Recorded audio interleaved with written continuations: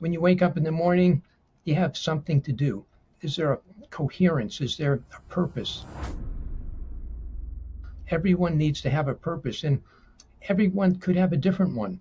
If you've got something that you get up in the morning, you say, I've got something to do, that is critical for all of us. Nobody is ready to just, in a sense, do nothing all day.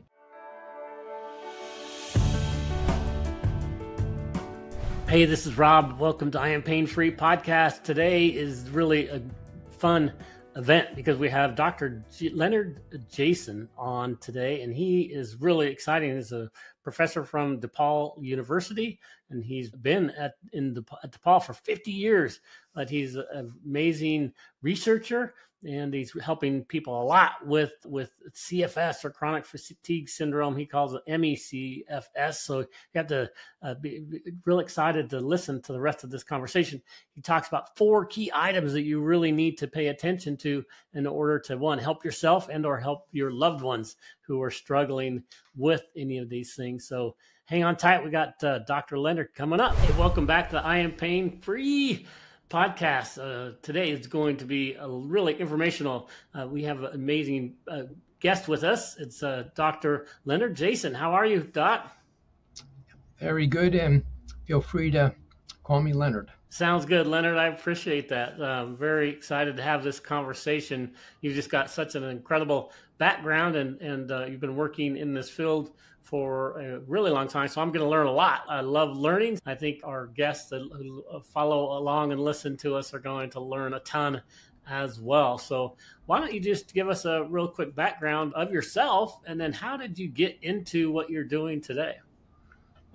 So around 1990, it became very apparent, this is about 35 years ago, that a lot of people were complaining about what they called at that time CFS, chronic fatigue syndrome.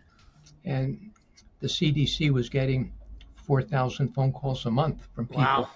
And so something was up, and yet the self-help organization was pretty large too. And yet the CDC came out with prevalence estimates that suggested there were less than 20,000 people in this country with the illness. And what struck me was that if something is a relatively uncommon illness, it's not going to get a lot of attention or resources. Right. So myself and a colleague of mine at the University of Illinois, I'm at DePaul University, Okay. and working on a prevalence study. We call it epidemiology.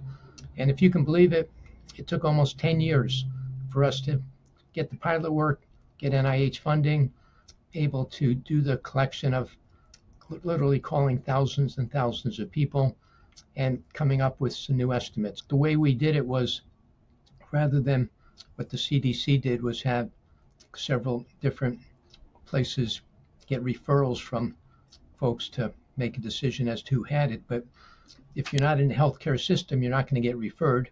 And if physicians don't believe, they're skeptical of the illness, they're not going to refer either.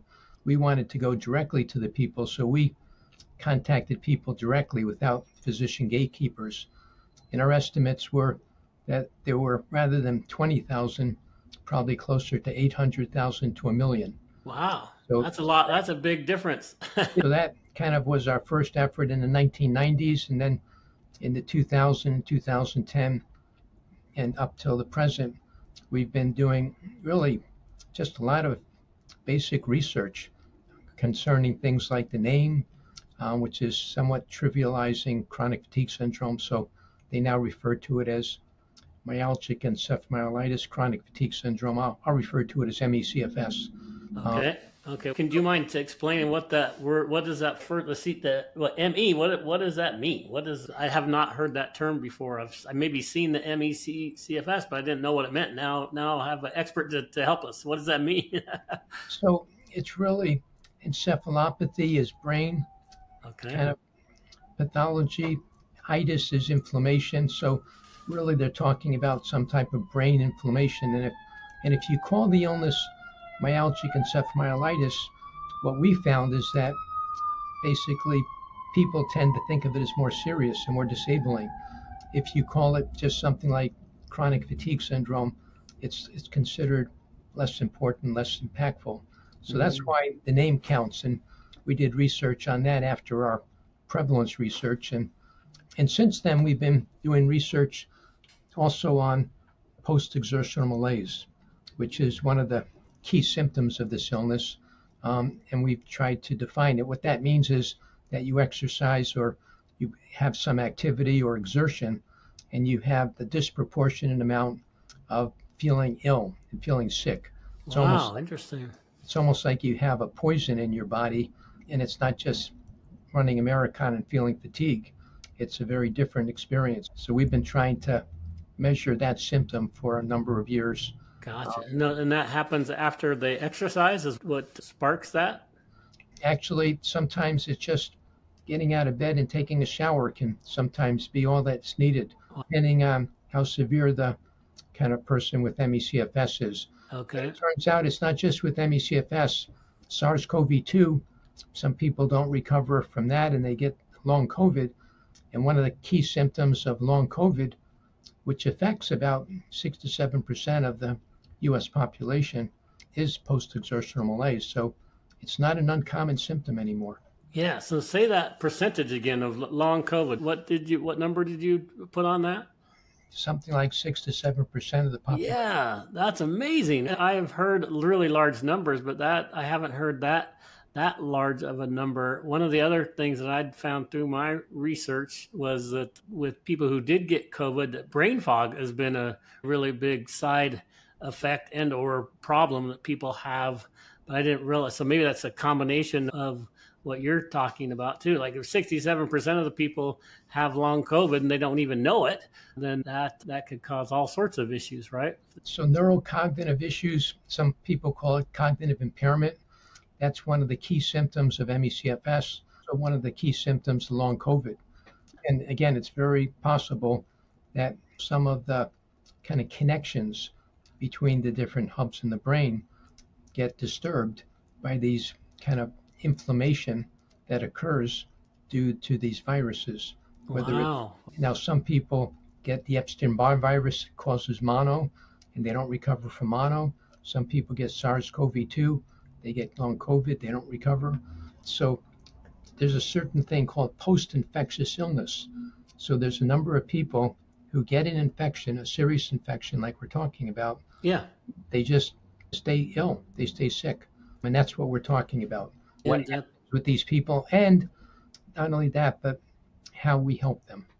Yeah, that's amazing. So if you think about it, this is a really large number of people that because almost everybody on Earth got COVID at some point, right? I think some people may have escaped it, but most of us got some type of COVID. And so the vast majority of people have either gotten COVID or gotten vaccinations. So Right. that basically, so yeah, what happened when people weren't vaccinated, the reactions people were having was much more severe. Today, the reactions are a little bit less because there's a little bit more immunity, either because people have had it in the past or because they've been vaccinated.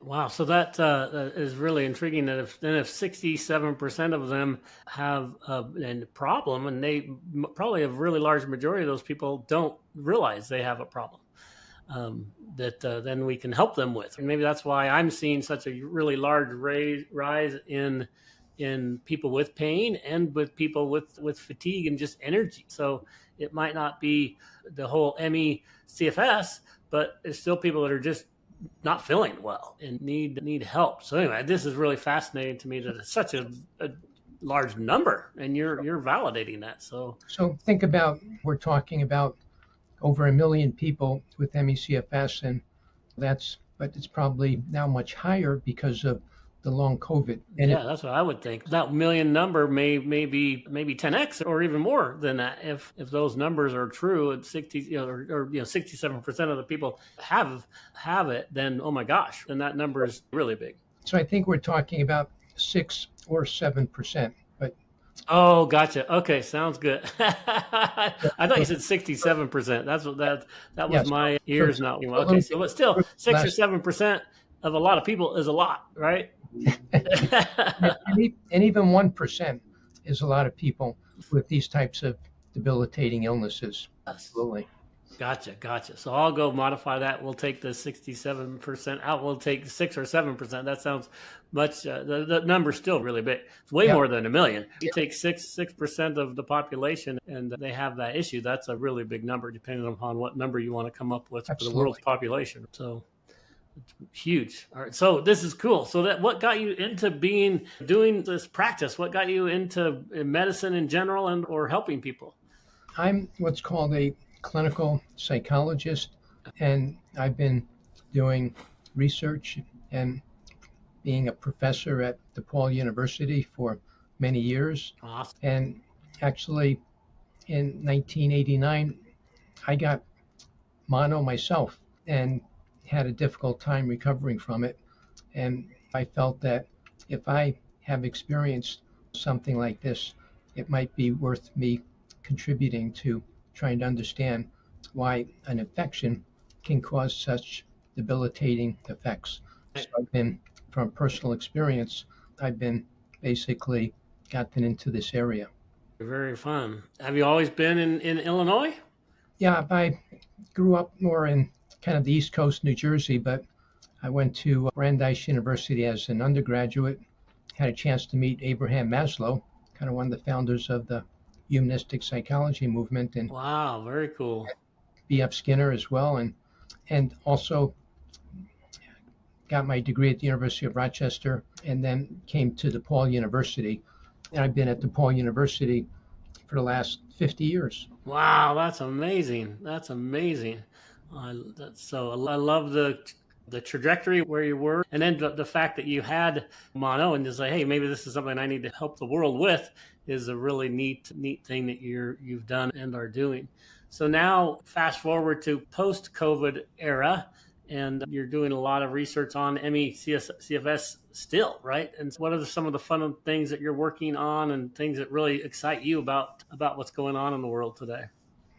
So for about the last 8 or 9 years, I've been working with a colleague of mine at Lurie Children's Hospital in Chicago named Dr. Ben Katz. And we've been working on a prospective longitudinal study of people who came into college and got mono. Mono is something frequently people get. So we basically tracked over 4,500 students. Wow. With blood samples and self-report questionnaires. Then about 5% got mono, which is caused by the Epstein-Barr virus. And then we followed them over time to see which ones recovered and which ones didn't. And we've been trying to understand some of the pre-illness characteristics. Are there some things that might predispose certain people from getting a viral attack and recovering versus not recovering? So certainly this is something that we're now adding long COVID to our agenda, because there's a lot of people that also have long COVID and that have had debilitating effects. So long COVID, not everyone with long COVID has ME/CFS, but certainly a percentage of people do, and that's important for us to understand those with long COVID who have the severe condition, which is ME/CFS, versus long COVID but might not have all the other characteristics of ME/CFS. Right. Wow. This is then. So what's the plan with that study? Is there a point where you're going to end the study and publish results? Are you publishing results throughout the study, or what? Explain that to me a little bit. Yeah, we are basically publishing results on things from the questionnaires as well as the blood samples, the serum, and we're looking at pro-inflammatory and anti-inflammatory markers in the participants. We're looking at just a variety of different kind of biological patterns. Just think about yourself. If you get a cut, you want your immune system to help you, and it's called pro-inflammatory. So those types of cytokines or proteins try to help that kind of cut mend. But then at a certain point of that pro-inflammatory phase, you want it to calm down because it's done its work, and you want it to be anti-inflammatory. So in a sense, there's got to be a balance between the pro-inflammatory and the anti-inflammatory. And we find among patients with both ME/CFS and long COVID, they seem to have a kind of a inflammatory system going on. So it doesn't shut off. So they've gotten a virus that's attacked them, and something has happened that has now made them in some ways sick. And we think some of that has to do with chronic inflammation, which can affect organs throughout the body. Right. Yeah, I was literally talking to another practitioner a few weeks ago, and she mentioned that really the source of all disease is inflammation, and which I thought was really fascinating, because then you start thinking about that. And if you look at what you're talking about with ME/CFS, that it's one of the key components of that is inflammation, and it's a bad inflammation in respect that it won't resolve itself. So your body's still inflamed, which is causing all these other issues. So I guess the big question is, how do we help people, and how do you diagnose that, or how does a practitioner diagnose that? And then how do you help their body learn the pro-inflammation versus the bad inflammation, right? Or the sustained inflammation. So people who are scientists are trying to find out what are the mechanisms. So if we can find the mechanism that's causing these irregularities and problems, we can then possibly help people better. And one of the mechanisms might be tryptophan, which is something you get when you eat. And some of that goes to serotonin, which is a mood regulator. Right. But what might be happening is you've got low levels of serotonin in these patients. So there's a kind of mood issue that occurs. But you also have something called this KP pathway that seems to have irregularities that ends up giving you the energy. And if there's some metabolites that are producing harm, this is something that one of our colleagues that we're working with is trying to understand the mechanisms.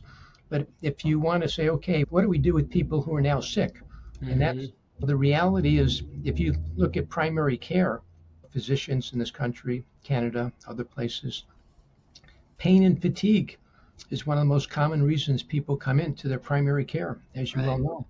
20-25% of their patients complain of these types of symptoms that are basically unexplained. Often primary care folks just say, this must be they're depressed, or must be something psychogenic. It's really not a biological problem. And that's not good, because then people aren't getting the specific types of remedies. Right. Yeah. If they misdiagnose the first time, then they're not going to go down the right path to help them to recovery. So proper diagnosis is really a key thing for people. And we've developed a scale called the DePaul Symptom Questionnaire that helps develop or determine whether a person might meet the symptom criteria for this illness. Nice. That's one thing that we have done, and that's being used really by research folks around the world right at this time. But then are you getting that out into practitioners' offices as well, or how does that work in the medical? So you've developed this great questionnaire that helps people refine who they're talking to, what the potential problems could be. How do you get that out to people? We've developed an algorithm, put it on the website so that you can take a screen, which is 4 questions. Okay. And then after that, you can take a short form. And if you seem like positive, you can then take the long form. So we've actually computerized it all and made it available so anyone can use it. So to help with diagnosis. So that's what we do. We do basic research and we give it away. Nice. That's fantastic.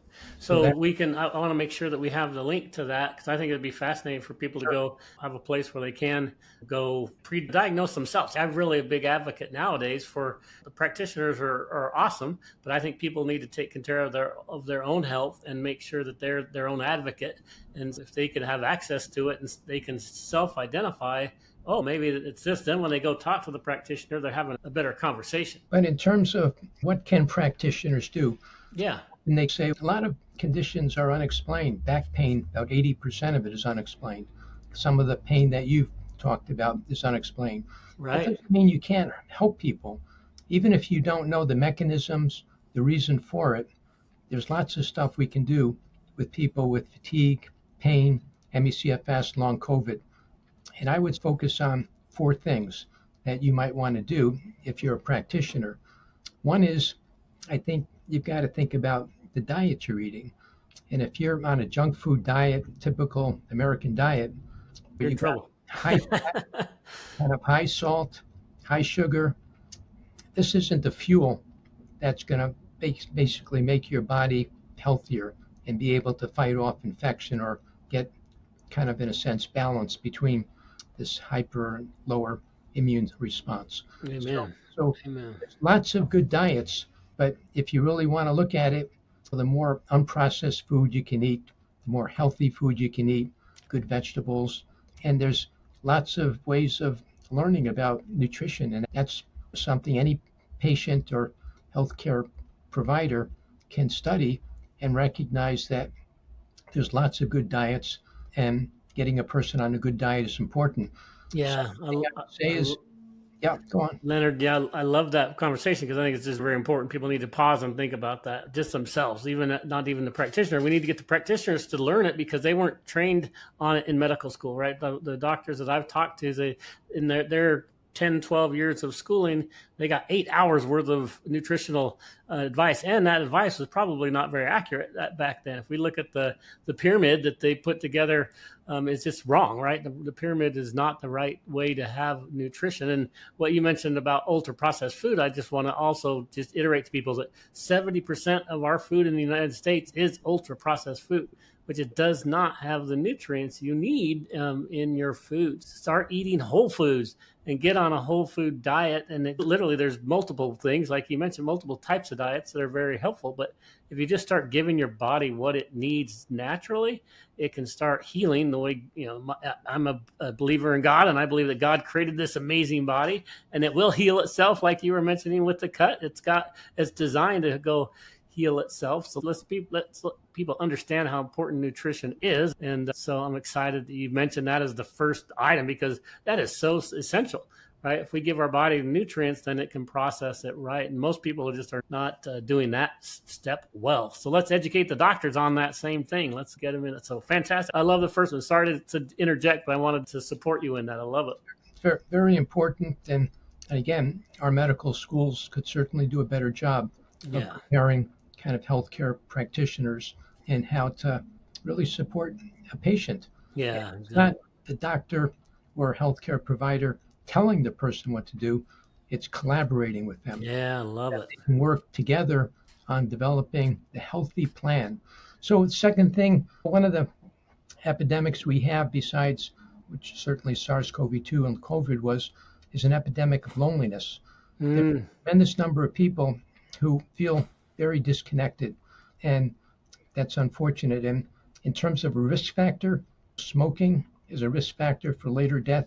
Loneliness is the same amount as basically tobacco. Wow, that's a really big number too. That's incredible. So we got to think about people when you get a chronic illness like ME/CFS or long COVID. Sometimes you can no longer work. Sometimes you can no longer participate in some of the child rearing features. Sometimes you can't participate dealing with your friends and associates. So it's very easy to get isolated. And that's not a good thing, because we need to have people. We need to have regular contact with people. So developing the social support system, whether it's with family members, with friends, with other associates, very critical to have that group that you basically have regular contact with. That's critical for anybody, but particularly those who have, I think, these types of chronic illnesses. Yeah, that's really intriguing. So what's the third one? The third piece is when you wake up in the morning, you have something to do. Is there a coherence? Is there a purpose? Everyone needs to have a purpose, and everyone could have a different one. But It's got to be something, whether you want to wake up so that you can do some painting, or whether you want to wake up so that you can do some meditation, or whether you want to have a good breakfast, or whether you want to have a good conversation, whatever it is, whether you have a hobby, or you want to listen to classical music, or you have to do some shopping, whatever it is, if you've got something that you get up in the morning, you say, I've got something to do, that is critical for all of us. Nobody is ready to just, in a sense, do nothing all day. It's not healthy. Yeah, that But makes it's possible if you got severe fatigue and you got severe post-exertional malaise, that can get you to the point where you want to limit everything. And that's probably what you want to do, is develop things that you love to do and develop them, whatever they are, as I long as like they're that. not hurting anybody else. Yeah, there you go. I like it. The first one was nutrition, right? Getting the right nutrients your body needs. The second one is one of the big problems is loneliness. So let's make sure that the loved ones that we do know and care for, and our neighbors, that we don't let them be lonely. And then the third one is purpose, right? I think it is, and I would say hope as well. Combined with that is, we need to give people hope, right? That they can get better and that they have a purpose, that they can do things. So I love those first three items. That's fantastic. What about the fourth? You ready for that one? Ready for it. So the fourth is really activity. Everyone has to do activity. You don't want to get deconditioned. The problem is, in the MECFS area, they developed something in Great Britain called cognitive behavior therapy for people with MECFS. And they basically developed a model saying that the person has a phobic reaction toward activity. So they've gotten sick with a flu or something, or kind of monoglandular fever, they call it in Great Britain. And then basically they become very nervous and worried about any activity, and they become phobic toward doing anything, and then they become deconditioned. That's by the way, there's not support for that model. But then they say the method is to get the people to just keep developing more activity through exercise, and basically to keep pushing oneself regardless of symptoms. If you have symptoms, you basically push yourself until you basically work your way out of the problem. The patient community in the MECFS area, long COVID area, has had significant problems with that particular remedy. And in the 1990s, I developed something called energy model. Stay within your energy envelope. It's called pacing. And that means you have a certain amount of perceived energy and expended energy. And when you were healthy, you could perceive, say, 100, and you had expended 100. So you had a battery of 100, or you could do enough for 100, maybe even more for marathon, but you stayed within that battery. Right. Your battery is about 20. 20% of what you once had, then your available energy is much less, your perceived energy is much less. So your expended energy needs to stay within that battery, that energy envelope. Got it. And if you can do that, ultimately, you're not going to be putting more pressure and strain on the battery, which allow the battery to slowly get a little bit stronger. So pacing, staying within the energy envelope, involves activity that basically helps the person stay active, but not too active that basically they get sick with, for example, post-exertional malaise. Gotcha. So instead of going backwards, they can start gradually increasing their energy level by staying within your envelope. As you mentioned, I love that concept, because I think that is really an important issue. The health. I'm a very active person, and I love to work out. I run a couple days a week, 2 or 3 days a week, and I lift weights 2 or 3 days a week. But then when I get a major injury, then all that backs off. So I was at 100, like you said, and now maybe when I have an injury or an illness, now my energy level's only at 50. And if I go try to do 60%, then I'm actually going down. My envelope is decreasing rather than getting it stronger and getting back up to my potential. So I think that's a great concept that we need to help educate people on, is just stay within your energy window, but make sure you get close to that energy window so you're actually doing something. The worst thing is just to be staying sedentary and not doing anything. And then your window is going to just keep shrinking to where you're going to have no energy. So I love it. Let's take our envelopes and let's fill up our envelope, and then let's increase our envelope over time. Yep. That's a fantastic concept. I'm glad you came up with that. It makes a lot of logical sense. And I think if people can help themselves with those first 4 issues, and or help your loved ones with those 4 issues, people can make a dramatic change in their life just by doing that. And then maybe even educating their practitioner on, hey, here's the 4 things I learned from Leonard. Why don't you help me with these, and how can we help get well? There's some research on, it's called the blue zones, where they've gone to different areas of the world, and they've said, where do people live longer and healthier?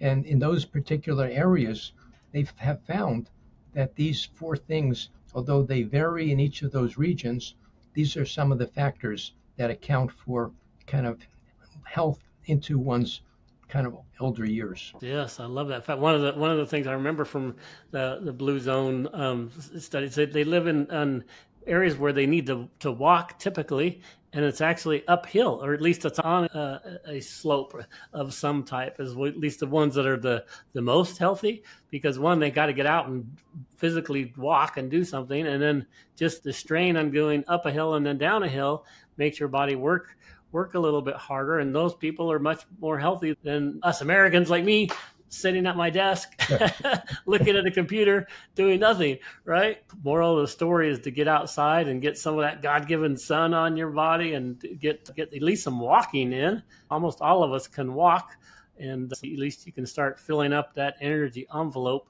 and start getting well. Dr. Leonard, this has been fascinating. Is there anything else you'd like to make sure that we cover on our conversation today that I didn't ask you? I think these are the important issues. We need to have research that will help us find some of the explanations for these types of unexplained illnesses. Yeah. Because if we can understand what's going on with these unexplained illnesses, we will revolutionize medicine. Amen. I love that. I'm so thankful for people like you, Leonard. I just really appreciate you dedicating your life to helping people and doing all the research and then publishing the research and then helping other people like the practitioners use your questionnaire to help them identify problems so they diagnose it early on. So I would love to make sure that I have those links at the bottom of this episode. People can find those. But how else can they communicate with you, Doc?